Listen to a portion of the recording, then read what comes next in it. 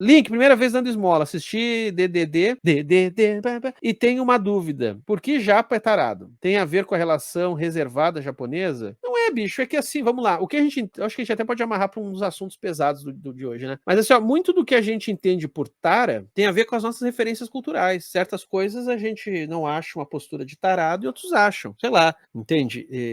Porque isso é uma coisa doida sobre as culturas em geral. Todas elas têm tabus. Isso a antropologia já dizia, Levi-Strauss, antropólogo, já trazia isso, né? Toda cultura tem seus tabus, só que apesar de toda cultura ter os seus tabus, esses tabus mudam de lugar, né? Eu acho que o exemplo mais gritante, eu já comentei aqui, é o incesto, né? O tabu do incesto. Segundo Levi-Strauss e os continuadores da obra dele, todas as culturas do mundo têm algum tabu sobre incesto. Só que, aí começa a complicar. Esse incesto nem sempre é sobre a mesma coisa. Então, por exemplo, em algumas culturas, relações entre pais e filhos é proibida, mas entre irmãos não. Já em outras culturas, tem uma nação indígena bem isoladinha, que os jovens, assim, que estão entrando na puberdade, eles têm a sua iniciação sexual pelos avós, tá entendendo? Então, assim, todas as culturas têm algum tipo de tabu em relação a incesto, e até mesmo no sentido, às vezes, no outro extremo também, que, por exemplo, né, aqui, até mesmo a gente faz aqui a gente faz aquelas piadinhas, às vezes, de primo não é parente, aquela coisa toda. Tu tem culturas que a relação entre primos,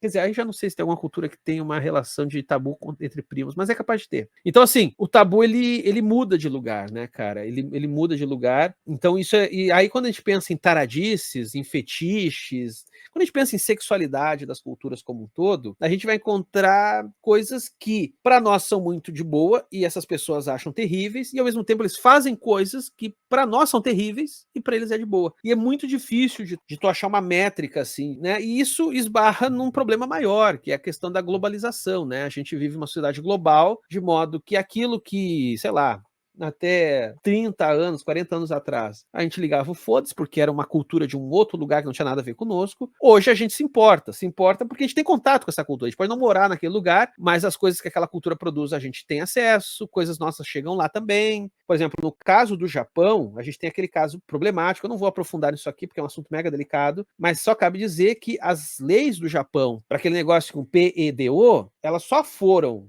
ficar mais rígidas foi recentemente por pressões, tem pressões internas, sim, né, de pessoas, né, tem ali uma militância anti isso, mas muito por pressão internacional também, né? O Japão tinha uma legislação muito tranquila e ainda é uma legislação relativamente flexível para isso, né? Basta ver o caso do autor do Samurai X lá, que eu acho, como é que é o nome dele? O Atsuki, como é o primeiro nome? Nobuhiko, o Atsuki, eu acho que é isso. Eu acho que ele nem preso foi, né, gente? Ele chegou a ser preso.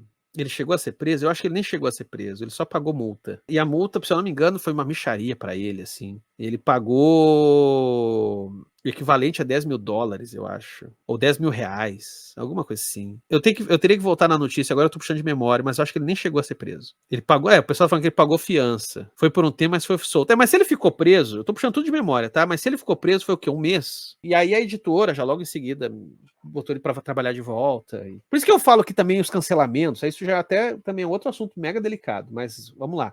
É por isso que eu falo que cancelamento ele é seletivo, tá? Cancelamento é seletivo, porque o Oda, autor de One Piece, foi assistente do Atsuki, foi assistente ali do cara do Samurai X, e aí depois desse caos todo, que o cara foi preso, ou se é que foi preso, mas pagou a multa eu tenho certeza que ele pagou lá a fiança e tal, depois disso tudo, fizeram exposição em homenagem a ele, e o Oda estava lá, homenageando e enaltecendo. Se o pessoal quisesse realmente ser cancelador, assim, a rigor, o One Piece tinha que ser cancelado. Tinha que ser cancelado. Se é pra ser assim mesmo, cancelem o One Piece. Porque o Oda é passador de pano, né? Vamos falar já de um jeito que é aqueles gatilhos para cancelamento, né? Oda, passador de pano de PEDO. E aí, vão cancelar? Vão cancelar o One Piece? Ninguém vai cancelar o One Piece. Vende horrores. É o quadrinho mais vende no mundo.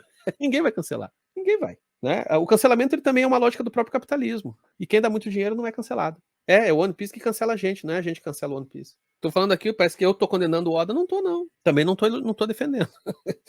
Só tô dizendo que é isso que eu só tô falando do cancelamento como fenômeno cultural. Ele é seletivo mesmo. Por isso que ele é meio hipócrita. Cancelamento é um troço meio hipócrita. Olha lá, só o Diego Rochel Duarte. Merci Link. Teremos futuros problemas com a sexualização de tudo sobre os mais jovens, até nos mais velhos, ou estou doido? Cara, eu acho que o que a gente tá caminhando é pros extremos malucos. Por exemplo, eu critico muito a Disney por não ter nada de sexualidade. Por exemplo, Deadpool vs Wolverine. Ah, é um filme super adulto. Cara, sexo é sempre uma coisa mega sugerida, mega assim, sabe? Sempre uma coisa que passa pela autorrepressão. Aí tem violência explícita, mas sexo não, sabe? A Disney tem muito disso, assim, né? Os corpos, sempre corpos suados, sarados, mas sexualmente castrados. Então, de um lado tem essa castração muito forte, e aí parece que aí, quando vira a chave, aí tem que ser no outro extremo também. Sabe? É aquela ditado, né? A diferença entre o veneno e a vacina é a dose, né? É que eu acho assim, ó, tem uma explicação para isso. É que é o seguinte, tipo, o espaço do sexo, né?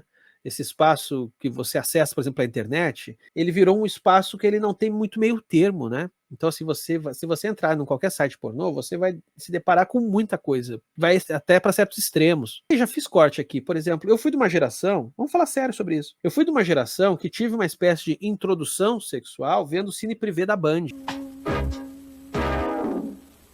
E Cine Privé da Band, vamos ser francos, é uma excelente introdução sexual, porque não tem nem penetração, né? É mais assim, tem cenas de sexo, mas sequer são explícitas e tal. Então, para um cara que pra um guri que é um pré-adolescente, ver aquilo é uma maneira que você tem daquelas imagens começar a povoar o teu próprio interesse, porque tu também tá na puberdade, tu tá começando a ter esse tipo de interesse. Só que assim, isso é uma coisa muito doida sobre a gente, né? A gente tem interesse, mas ao mesmo tempo assusta, incomoda, é um limiar muito confuso entre o prazer e o desprazer. Hoje, isso se explica na geração Z. Hoje, quando um jovem quer ver putaria, e ele começa a se endereçar para putaria, o contato dele com isso já é muito extremo, já é muito, muito. E a gente tá falando para um ser que ainda tá em desenvolvimento, que o cérebro ainda tá em desenvolvimento. Então as coisas foram para extremos, tá ligado? Então assim, ou a gente tá nessa coisa meio castrada, que quer botar botãozinho para pular cena de sexo de filme, que também é um troço tosco, ou no outra ponta, que é assim, né? Tipo, assim, não tem nuance, não tem limite, né? Aí é uma coisa sempre assim, hardcore, né? Boa noite, careca das HQs. Você não acha contraditório dizermos que pornografia afeta a mente dos jovens, mas jogos, especialmente os violentos, não? Não, mas assim, ó, eu acho que jogos hiperviolentos, eles são um problema também. Porque assim, ó, vamos lá. O que eu tô falando aqui, de novo, não é nenhuma questão moral. Tem a ver com cognição, sacou? Quando você é adolescente, o seu cérebro ainda está se desenvolvendo. Alguém da neurologista, algum neurocientista, neuropsicólogo vai explicar melhor do que eu isso, tá? Mas seu cérebro ainda está em desenvolvimento. De modo que você, às vezes, não tem muita maturidade para processar certas experiências. Então, isso faz com que produções que vão para um certo extremo, seja de sexo, seja de violência, etc., possam ser prejudiciais para algum tipo de desenvolvimento, tá ligado? Então, isso não quer dizer que games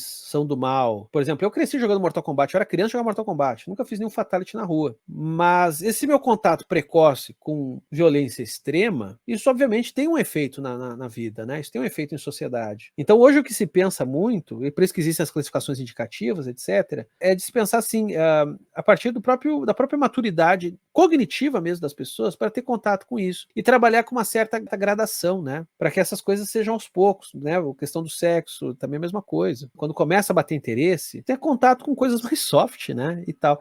E no caso da violência, a mesma coisa, né? A mesma coisa. Então, assim, os games, eles entram nessa discussão? Eles entram nessa discussão, mas eu acho que é uma discussão sempre que fica muito enviesada, porque ela cai numa conversa muito moralista, né? Muito moralista, assim, do tipo, quem joga Counter-Strike vai dar tiro na rua. Não é bem assim, né? Não é bem assim. Contato com violência extrema desde cedo, ele produz um outro tipo de problema, que não é exatamente esse. Esse vídeo é um corte da Live do Caos que acontece no canal do Quadrinhos na Sarjeta todo domingo à noite por volta das 9h30, geralmente. Então curta e compartilhe este vídeo. E se inscreva lá no Quadrinhos Sarjeta, assim como aqui no Cortes da Sarjeta, pessoa vagabunda.